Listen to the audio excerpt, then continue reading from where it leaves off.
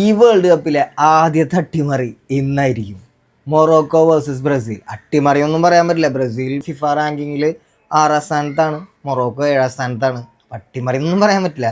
എല്ലാ കാലത്തും ബ്രസീലിൻ്റെ കരുത്ത് ആക്ച്വലി നല്ല വിങ് ബാക്സ് ഉണ്ടാവാറുണ്ട് അവർക്ക്. ഇപ്പോൾ നമ്മുടെ ഡാനിയാൽസ്, മൈക്കോൺ കഫു, പിന്നെ റോബർട്ടോ കാർലോസ്, അങ്ങനെ കുറേ പേരുണ്ടാവലുണ്ട്. ഇത്തവണ അവിടെ ഭയങ്കര വീക്കാണ് ബ്രസീൽ.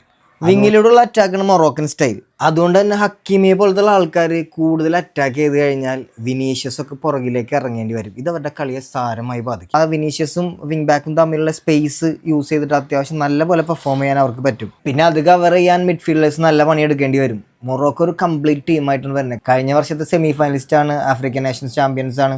എല്ലാ കൊല്ലവും സൂപ്പർ താരങ്ങളുടെ ഒരു ടീമായിട്ടാണ് ബ്രസീൽ വരല്. പക്ഷെ ഇത്തവണ ആ റേഞ്ചിലുള്ള സൂപ്പർ താരങ്ങൾ ഉണ്ടോ എന്ന് വെച്ചാൽ ഇല്ല. നെയ്മറോട് കൂടി ആ യുഗം അവസാനിച്ചു എന്നാണ് എൻ്റെ പേഴ്സണൽ അഭിപ്രായം. അതുകൊണ്ട് തന്നെ ഇത്തവണത്തെ സൂപ്പർ താരം ശരിക്കും പറഞ്ഞാൽ അവരുടെ കോച്ചാണ് ആൻസലോട്ടി.